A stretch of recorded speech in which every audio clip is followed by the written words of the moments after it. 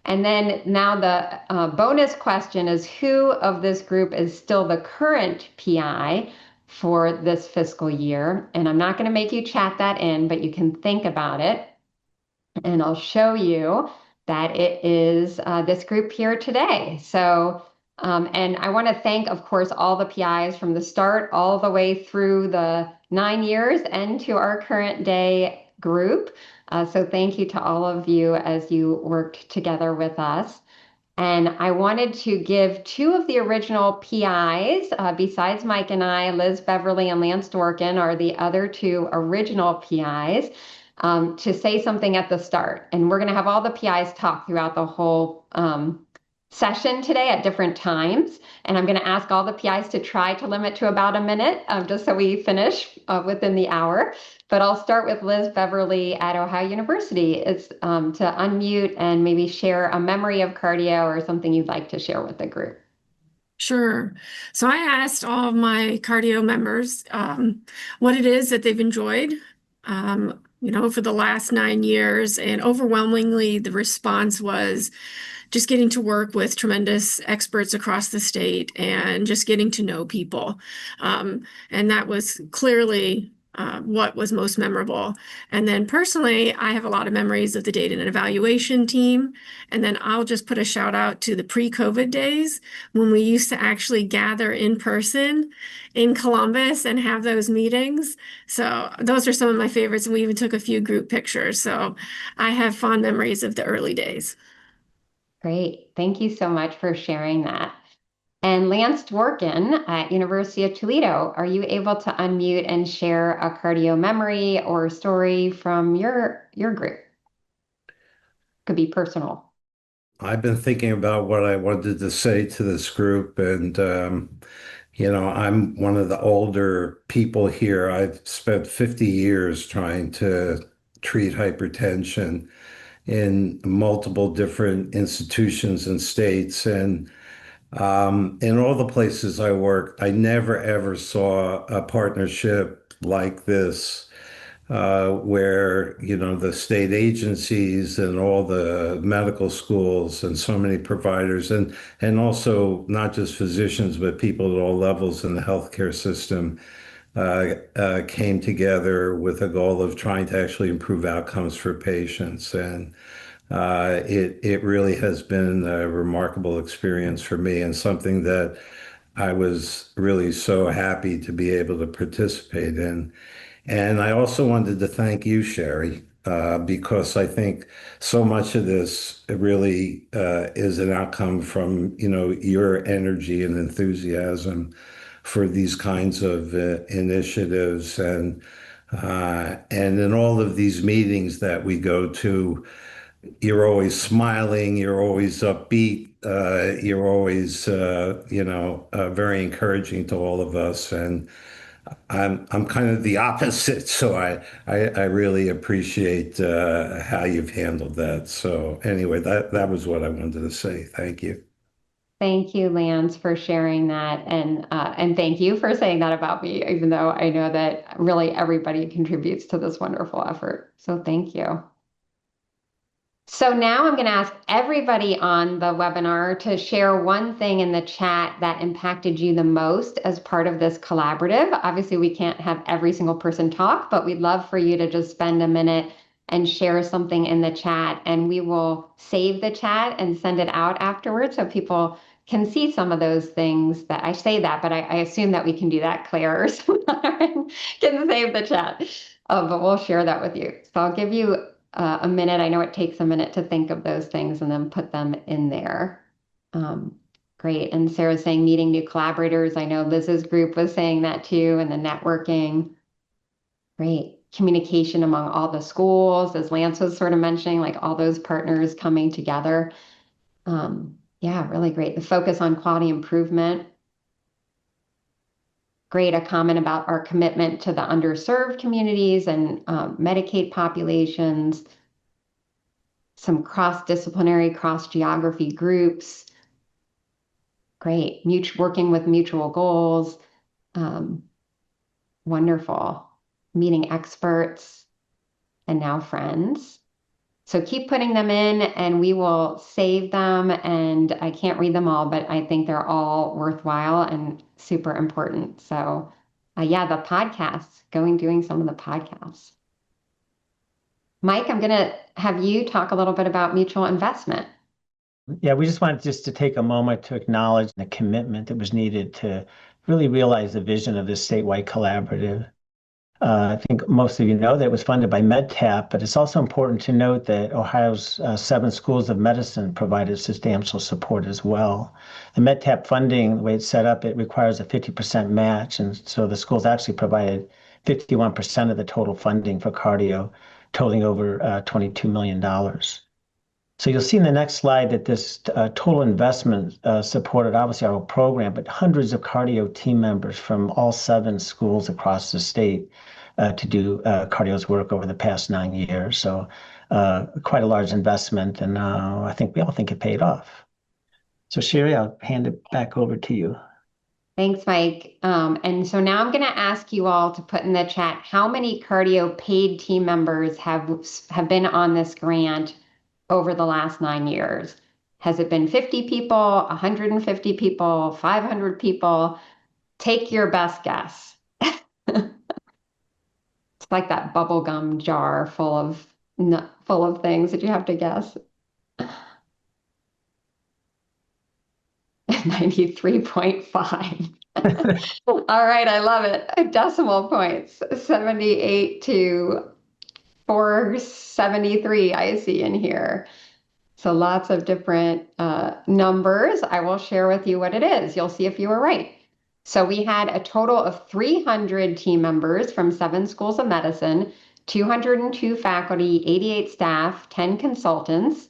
And this is it over time. You can see the faculty, staff, and consultants each year. So really a wonderful group over time working together on this activity. And now you're going to have to keep a tight eye on all the faces and see who you know, because it'll fly by really quickly. But we're going to share some of the faces and pictures of cardio.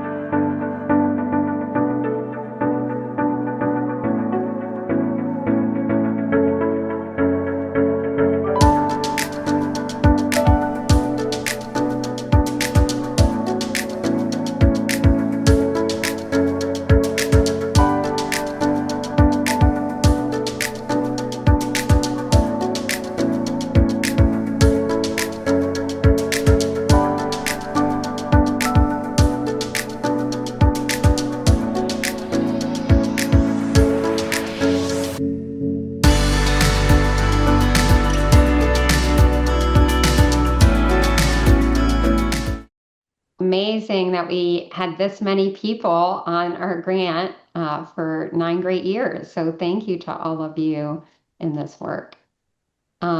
We tried to put some of our high-level timeline activities, can't capture it all, but some of those things in this timeline for the last 9 years. And just some brief oversight. We had our launch in 2017. In 2018, we added NeoMed and University of Toledo. We did our kickoff, we developed our charter, we had our first in-person learning collaborative and our first statewide webinar. In 2019, we got our Cardio Echo pilot started, our website became active, we had our first evidence-based content articles, we had our second in-person learning collaborative, and then we began to expand to diabetes. And COVID hit, and even though we did have a couple of those in-person things, we were doing so much by Zoom already, it actually did not have a huge impact, except that our evidence-based best practice resources and the way care was transforming influenced our resources that we developed together. We had our Ohio Diabetes Consortium kickoff in 2020. We had our first newsletters, capsules, podcasts, and currents all in 2020. And I remember that came out of our kickoff and what people wanted. We had our first abstract presentation. Then we had targeted campaigns in 2021 to get awareness to our different content. We had our first paper published in 2022. In 2023, we did a virtual planning meeting to prepare for what our high priority activities were for the next few years. And then in 2024, we had that academic detailing pilot in Cincinnati. You know who you are if you participated in that. And then the cardio website redesign, our community engagement interviews to see how we were going to engage with community. A web app was developed. And then in 2025, our first quality improvement series with Echo. We were told we were finally allowed to do quality improvement, and then a chat bot. So lots of firsts as we continued a lot of great work over time. So can we put some pictures to that? So that's what we did here. So for those of you who are at our kickoff, you may remember Dr. Applegate is actually in one of these pictures down here talking about the collaborative. We had Project Echo from New Mexico join us virtually on screen, and that's one of the pictures here. And then a lot of us collaborating together to plan what we were doing, what were our activities, what was our vision. And then we developed a charter from that. And this is our current mission and vision, not the original ones, but that is the original cover of the charter and our vision to reach for all Ohioans to reach their highest potential for cardiovascular and diabetes health. We developed our success metrics from that initial plannings group. And this is our current success metrics, but the growth of a diverse group engaged with cardio has always been there. The second one around reach and quality of our events and materials has always been there. And this third one, we really used to have to measure via survey, like the uptake of best practices. But now with our quality improvement series with Echo, we were able to actually measure improvement in cardiovascular health metrics. So that was a new one. I actually had forgotten some of our naming and branding. So our very first name was the Cardiovascular Disease Best Practices Network. I had forgotten that. And that was some of our logo sort of with that. And then we developed the Ohio Cardiovascular Health Collaborative logo down here. And then when we added diabetes, we got a nicer, more modern, I would say is our best logo, the Ohio Cardiovascular and Diabetes Health Collaborative. And this was our website. We started it and we had a wonderful website, but then we had so much content, people were having trouble finding all the different resources. So we now have a new updated website, as many of you know, where you can search for those evidence-based best practices, as well as having a chatbot and web app to help us find those resources at point of care. And then, as Liz Beverly mentioned, our Learning Collaborative events. This was our first Learning Collaborative in June of 2018 with folks across all the schools of medicine. Dr. Wharton from Ohio Department of Medicaid was on a panel. And I remember that Dr. Larry Apple, who developed the DASH diet, was our keynote. And he had this terrible GI bug that happened the night before. And he was like, I wasn't sure, I might have to cancel. And then he came and he presented anyway. And I was really glad that he was able to present that day, because that was a little bit of a anxiety producing. This was our Learning Collaborative in May of 2019. And for those of you who were there, you may remember we had a speaker on community engagement. She was talking about doing lifestyle programming in churches. We had a panel on health literacy there, so you can see some of the panel. And we really had our first set of hypertension quality improvement project practices. That was a sister project, but they joined us at the collaborative. They received their practice certificates for their participation and their improvement, and then they presented their posters of improvement. And you can see Liz Beverly chatting with one of the practices, so we could share and disseminate that work, and others disseminated their work there as well. So really wonderful collaborative meeting. And I passed by it too quickly, but the picture at the bottom here where we're staring up into the sun is a great one. All the people that participated. This is the Diabetes Consortium kickoff. Again, you can see Dr. Applegate talking with Dave Aaron, one of our endocrinologists. Liz Beverly you see actually a lot of the leadership here, like Liz Beverly was leading our data and evaluation team, as well as being the PI. Amy Zach, who's been leading our webinars, is here. Eileen, who is co-leading the lifestyle working group. Sarah Aldrich, who is leading the adherence working group from Toledo. We had Kathleen Dungan from Team Best Practices, as well as our PI. And Jim Lamb, who is a PI at Wright State. So lots, I'm sure I'm missing names here, but lots of leadership of our different groups as well as the organizations. We had our virtual planning meeting, as I mentioned, in 2023, where we convened 130 people. We could not be in person at that point in time, but we really had a wonderful sessions by Zoom to plan what we were going to do for the next 2 years. So we have to talk a little bit about the Echo Hub. It was a stalwart from the beginning. In 2018, we established the hub, and I'm going to show a little video, and you can see if you recall these topics.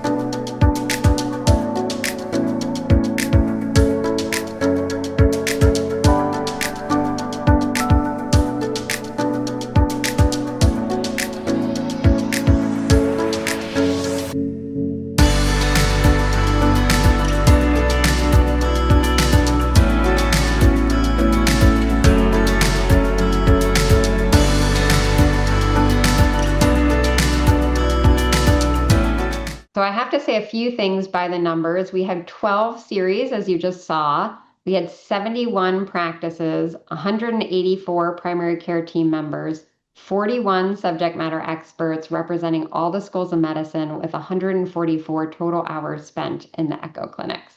So really outstanding. These are our logos of many of our participating practices and systems. And this shows some of our initial pictures with like Jim Werner and Gotham leading some of those echoes, Jackson Wright as our hypertension expert, and some of these initial ones, and many of our Zoom members participating as experts and clinics. And our Echo Quality Improvement Series, we had 6 practices across the state that just finished with us. We had a key driver diagram looking at what interventions can improve overall cardiovascular health. And just as a reminder, we had a virtual kickoff, monthly Echo quality improvement clinics, monthly quality improvement coaching with paired clinical quality improvement coaches from the schools of medicine. Thank you to all of you. Manual data submissions so practices could see if they're improving. And practices really designed their own quality improvement projects on a range of cardiovascular health topics, so not just hypertension or just diabetes. However, you can see the outcome measures. We had 3 sites focused on blood pressure, 2 on cholesterol, and 1 on blood sugar. And all of them improved outcomes pre to post when they looked at their patients over time. So really successful Echo quality improvement clinic.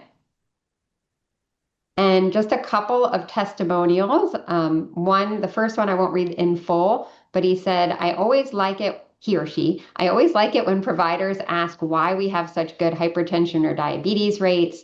And I say that we've had this since we've been participating in our first cardio project.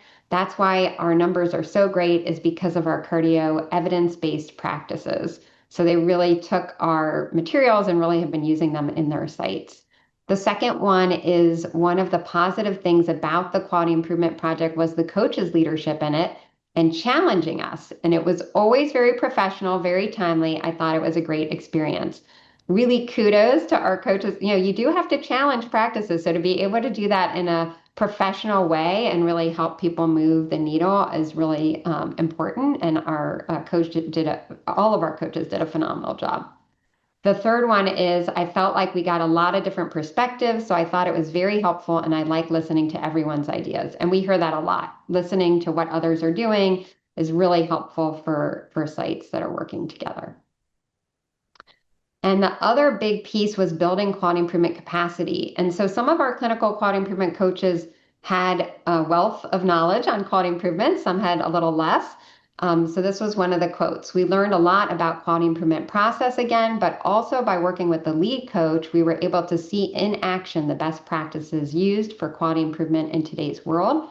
The echoes were so useful to hear how others were tackling similar issues around quality improvement. Cardio provided outstanding preparation, regularly teaching and feedback, and great relationships with our clinical partners. Thank you for doing this. We'll be using it within our own Medicaid serving clinics. And then you can see of the coaching skill domains, the coaches improved from baseline to exit on every single skill domain. So really wonderful results. Before I move to team best practice, I wanted to say, have Gautam Rao come off mute and share a memory about the time with Cardio Echo. Thank you, Shari. Let me also echo my thanks to you for kind of being the driving force behind this. It was a lot of fun, and it's kind of nice to know that you can just come and do your session without having to worry about a lot of the really nitty-gritty details. So the team was great, and Shari was great as well. I had been doing, before I started with Echo, 7 years ago, I had already been doing Echo sessions for 8 years prior to that. So I had a lot of experience with it. But nevertheless, I can say that I learned something with every single session that I took part in over the number of years of cardio. But one of the things that resonated with me the most was a case study presented by one of our most stalwart, most enthusiastic members, who talked about a gentleman who not only had type 2 diabetes, high blood pressure, smoked, and had high cholesterol, like many of the patients that we see all the time, but he also had no family, and no friends, and no job. And he had some mobility issues, so he really couldn't go anywhere. And he lived in rural Ohio, rural Southeast Ohio. And I think that at that moment, a lot of us, at least I did, realize that this isn't just about cardiovascular risk and managing diabetes and optimal QI measures, but that these are real people, and they are hurting not just because of their chronic illness, but quite often because of their social circumstances as well. And my heart went out to that patient. We actually spent quite a bit of time talking about his inevitable loneliness, his isolation, and how it might have actually been to his benefit for us to focus on that aspect of his life rather than getting his hemoglobin A1C down. So thanks for allowing me the opportunity to share that with you guys. Thanks, Gautam. And thanks for bringing that up, right? This is why we do it, is really to help those individuals, and it's not just the measure. It's really people. So thank you so much for your leadership and guidance in this work, especially with Echo, and having all those years of experience was very, very useful. I'm also going to ask Jim Lamb from Wright State University to share a memory of cardio. You've been involved with Echo a lot, but you do not have to share something on Echo, and just wanted you to share a little bit from your heart. I can't top what Gautam said about the Echo program. I was involved a little earlier and then changed. What I do want to say is the impressive things to me and the group of people that worked here at Wright State were the website quality was amazing. And I kind of wish, I'm a little bit sad that it might not be able to be accessed in the future, because I think for us, it was a great learning tool in the practices as well as among trainees. So I just want to mention that was fantastic. The QI kind of practice and learning, just being involved in some of those discussions was really helpful. And the last thing is, we often know the why for what this was about in terms of improving care in cardiovascular disease and diabetes among the Medicaid population. But I have to applaud the leadership again at Case Western as to the how that you did this. And a couple things that struck me were the communication, the organization, the flexibility to manage this kind of big enterprise. And I think this can be used, this model of how you did it is even worth writing about, to ignite change in other areas or to, expand on what we already have here. That to me was one of the things that really excited me to be involved in it, to just see that happen, have these kind of deep discussions about things and have it organized in such a way that I thought we were really making progress. So that was memorable, and I'm grateful that I was part of it. Great. Well, thank you, Jim, for all your wonderful comments. And what people may not know is that Jim was a clinical attending of mine when I was a medical student at Ohio State. So I always find that amazing when you come full circle and see different people in different ways. So that was great. All right. Well, I think shifting to team best practices, we've curated our library with hundreds of cardiovascular and diabetes best practices. This was on our early website, but gives you a sense of the different topic areas: hypertension, diabetes, lifestyle, social determinants of health, patient adherence or engagement, and effective teams. And so we really developed lots and lots of content in those bucket areas. And now we're going to do some polls. So get ready for some interactive polls.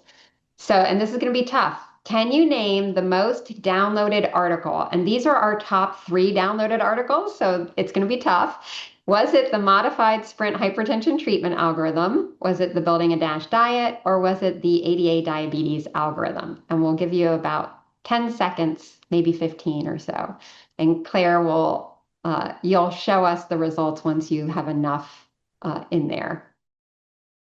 All right, so the guess is building a DASH diet plate. That is what I guessed as well. But what you will find out is that it was actually the modified diabetes treatment algorithm was the #1 downloaded article for cardio. And you can see we had 102 articles that have been posted with over 45,000 total lifetime downloads. So really impressive reach of all of these materials. All right, next trivia question. Claire will pop it up. Can you name the most downloaded capsule? These are our top 3, so it's tough. The first one is home blood pressure monitoring, practical instructions for patients. The second is using SMART goals to promote a healthy body weight. And the third is 5 pearls for motivational interviewing. And Claire will show the results once we have enough responses. All right. So most people said the home blood pressure monitoring, practical instructions for patients. So let's see what we get. And you're right. Good guess. All right. And on to the next one. We're on a roll. If I can move past this. Let's see. There we go. Oh, we've had 60. Oh, just to say we've had 69 capsules with over 3,500. It's 3,800 total lifetime downloads. So lots of use of our capsules as a whole. Looking at our next poll, can you name the cardio radio podcast with the most listens? Was it Addressing the Quadruple Aim? Was it Medication Adherence? Or was it Adaptive Leadership? And these are our top 3 podcasts. And 73% said Medication Adherence. And you can see that that is correct with 520 total listens. So go to the team who worked on that. And this, we had 69 podcasts with over 15,000 total lifetime listens. So really great job to all of our wonderful podcasts. And we're on a roll now. Can you name the most viewed current? Was it the update on the management of GLP-1 receptor agonists for endoscopic procedures, the personalized approach for managing elevated blood pressure in inpatient settings, or the guideline for high blood pressure in adults? So guideline for high blood pressure in adults was what people thought. And in fact, it was managing elevated blood pressure in the inpatient setting at 2,582 total views. Again, these were the top 3, so we made it pretty tricky. And these 63 currents that we've had since 2020 have had close to 13,000 total lifetime views. So really well done. Before I go on to the webinars, I did want to take a minute, I'll go back one, because Team Best Practices did so much work, and I just highlighted that, I would love to have Kathleen Dungan, who's one of our current Team Best Practices leads, and also the Ohio State University PI, come off mute and share a cardio memory or thought with us. Hi, everyone. Wow. So one memory out of all of these deliverables is really hard. First of all, I want to call out Jackson Wright, who was our original, OG Team BP lead, and also Kathy Sullivan, who just, organized everything. We had such long timelines, and just trying the sheer volume of all these deliverables, coordinating them over time, so that we can stay on pace. The really interesting, thing over the years was to see how these all evolved too. So the evidence evolved, so we had to keep up with that, and also our procedures evolved. So it was, in the beginning, kind of very sciencey and very, it's always been evidence-based, but as we learned over time, we actually refined very, very, kind of meticulously how these deliverables were created, what instructions we are giving to all of our partners who came from a wide audience and backgrounds. And so coordinating all of these over time, I think, was just such a wonderful and gratifying experience to be able to kind of get all of this done. Yeah, thanks, Kathleen. And thanks for sharing. And yeah, I'm super excited that Jackson is on with us today and was on our podcast. So you'll hear him on our final podcast as well. So really wonderful to have folks here from the very start. Before we move on, I also wanted Chris Bernheisel, who's the current Team Best Practices co-lead, as well as the University of Cincinnati PI, to also share his thoughts. Yeah, thanks so much, Shari. It's just been amazing working with everyone here. Such incredible people. And Kathleen, a shout out to you. If you've not worked with Kathleen a lot, will you realize that if there's an email sent to Kathleen, 5 minutes later, she's replying with very detailed response. I don't know how you do it. She's incredible. Highlight was actually recent, March 13th, 2026, after all of our cholesterol work and our 2 podcasts came out, brand new guidelines came out. And so we all had to scramble, and it was a fun Saturday morning where I'm emailing Kathleen tables. She's, of course, making them tons better, emailing them back. And that was just so much fun geeking out with everyone and trying to scramble to get a great current out on it, which will be coming out hopefully soon here in June. I just want to thank Jillian and all of her work, Shari's incredible, Kathy, BB, Andy, just such great people in order to get this done. So thank you. Great website. Great. Yeah. And thanks, Chris and Kathleen, for recognizing. I know it takes a village, right? We had Andy, Ann, Jillian, Devin, Kathy, so many people, Colin, supporting all of this amazing work. And then all of the teams that were doing all of this work that are on the call today. So thank you both for your leadership in that. Moving to the webinars, I'm going to have Dr. Amy Zach from Cleveland Clinic and Case Western, who's been helping lead our many, many webinars, to say a few things and help talk about these slides. Well, it's my pleasure to just say a few words about our statewide webinars. I had the absolute pleasure of working with a lot of you to put these incredible programs together, and we've had 16 statewide webinars since November of 2018.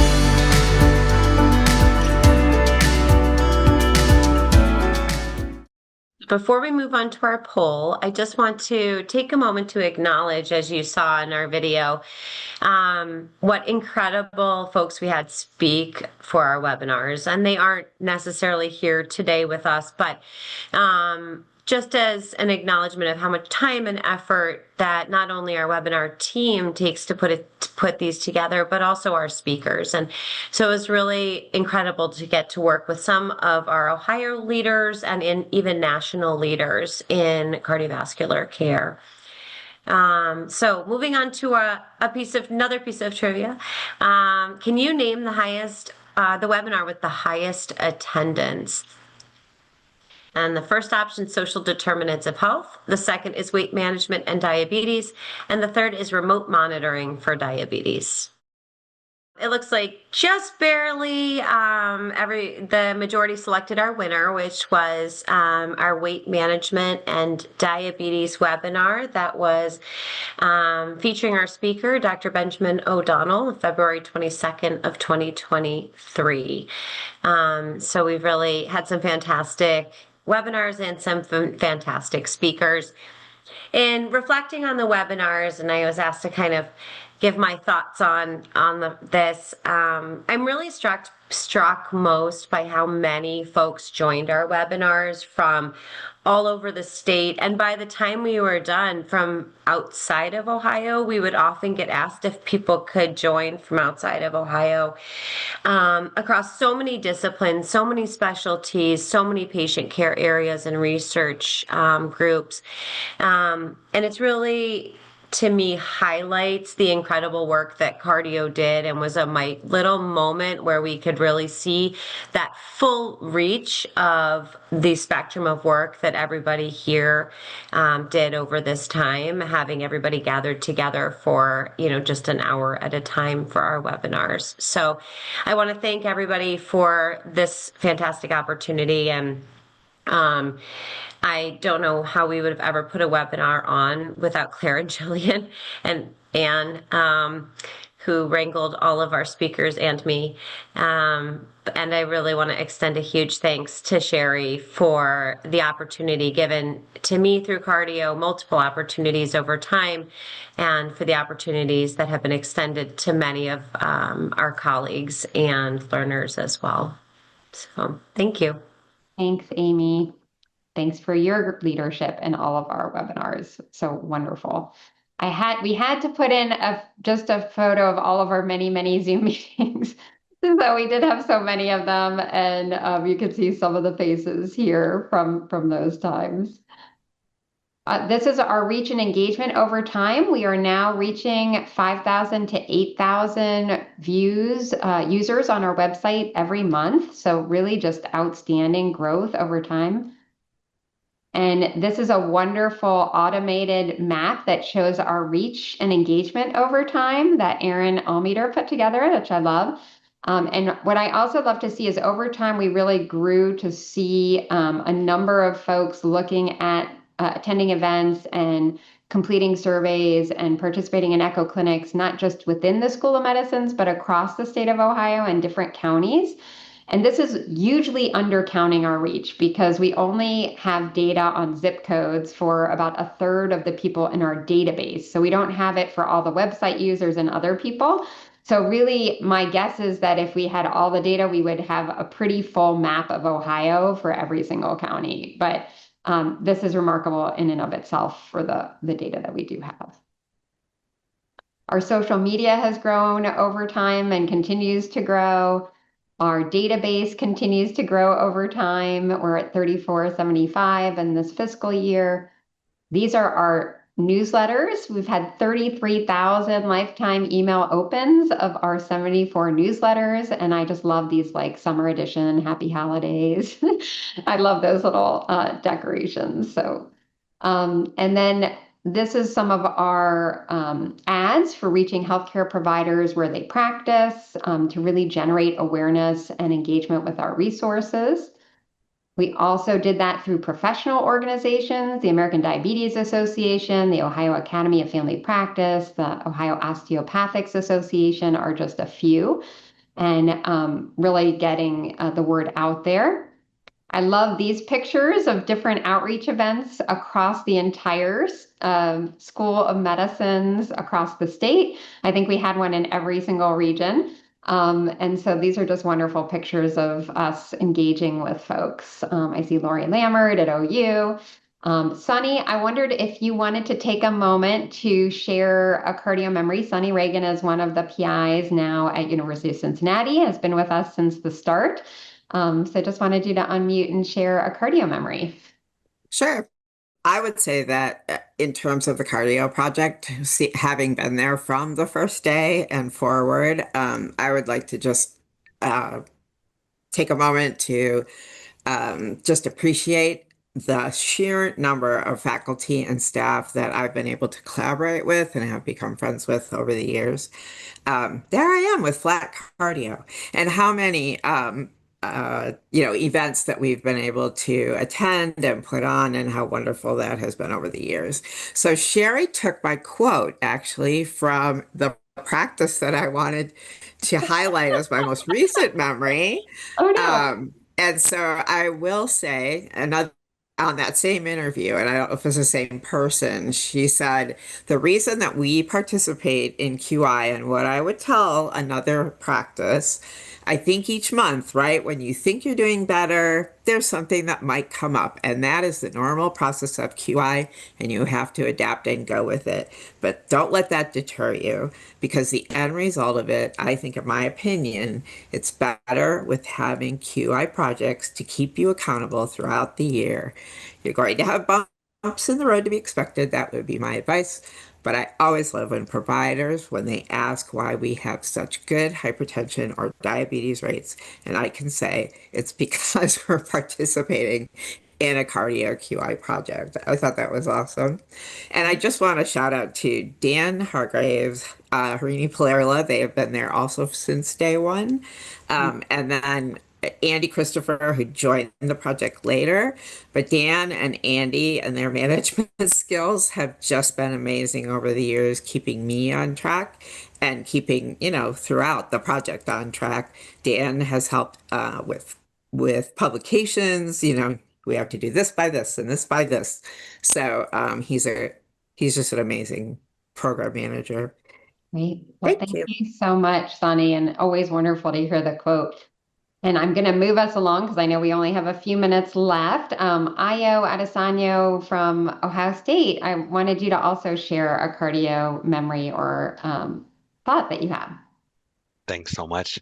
So my name is Ayo Adesanya. I'm an early career family medicine physician scientist at OSU, studying environment biology, interactions, and hypertension. I've been a member on the EBL work group for 3 years and one of the OSU site PIs with Dr. Dungan over the past 2 years.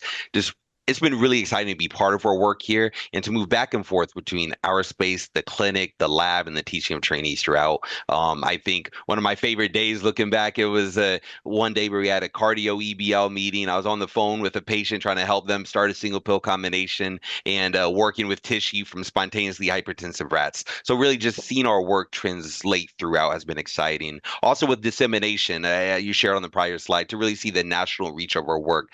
Dr. Chris Taylor, one of the people on the OSU grant, he was attending the ADA conference last month, and he got an email, do you know Cardio? And he opened up, it was an advertisement of our work. So seeing that our work extends beyond Ohio. So thankful to a lot of people, I can't say everyone, but Dr. Randy Wexler for being a longtime leader of cardio here at OSU in our Department of Family and Community Medicine, national, international leaders, Dr. Wexler, Dr. Dungan, Dr. Joseph Bolen, and Wright, like Amisa, like many others, and hopeful that we can all continue to advance the good work into our future. Thanks, Ayo, and thanks for sharing. The last thing I'll just say, we'll move along, is our regional dissemination. We've had over 200 regional dissemination activities a year, and we have 3 publications and several more in the works. So hopefully in the next year we'll see those, and 7 presentations that we've done of our work. So really wonderful. And I wanted to give our last 2 PIs a chance to say something. So Chris Boffman from Neomed, I wanted you to unmute and share a cardio memory. I just want to say how great it was to work with everybody across the state, and these publications were always a challenge. And on this last one that I worked with Liz from OU, she was great taking the lead on that article and getting it out the door as quickly as we could. Great. Thanks, Chris. And Hoda from University of Toledo, you want to share any cardio memory or thoughts with the group?